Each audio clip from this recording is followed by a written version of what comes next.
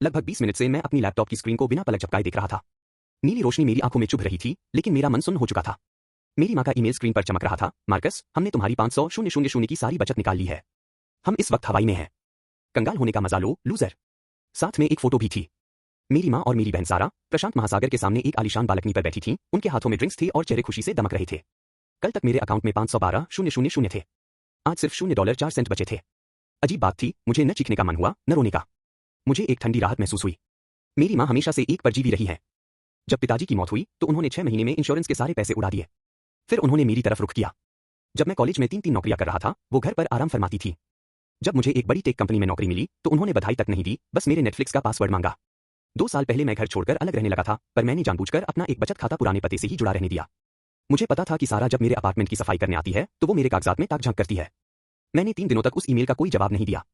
बस चुपचाप काम किया और नूडल्स खाकर गुजारा किया। चौथे दिन मेरा फोन पागल हो गया।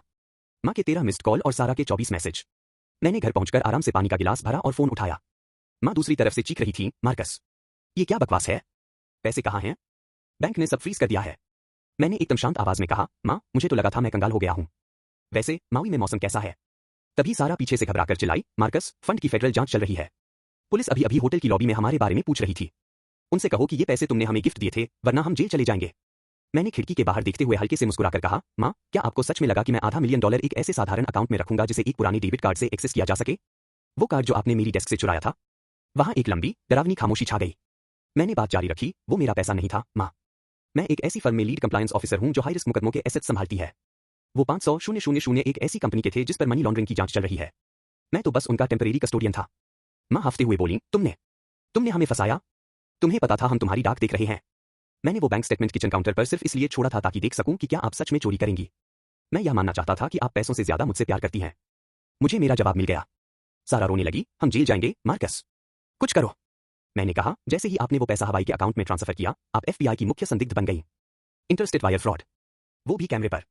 पर माँ, इसका एक अच्छा पहलू भी है। आप हमेशा से ऐसी जगह रहना चाहती थी जहां आपको किराया न देना पड़े। अब जेल में आपकी यह इच्छा पूरी हो जाएगी। मैंने फोन काट दिया, दोनों नंबर ब्लॉक किए और अपनी दूसरी स्क्रीन पर अपना असली बैंक अकाउंट देखा। $40,000 सुरक्षित थे। मैंने लाइट बंद की और सोने चला गया। सालों बाद मुझे इतनी गहरी और सुकून भरी नींद आई थी।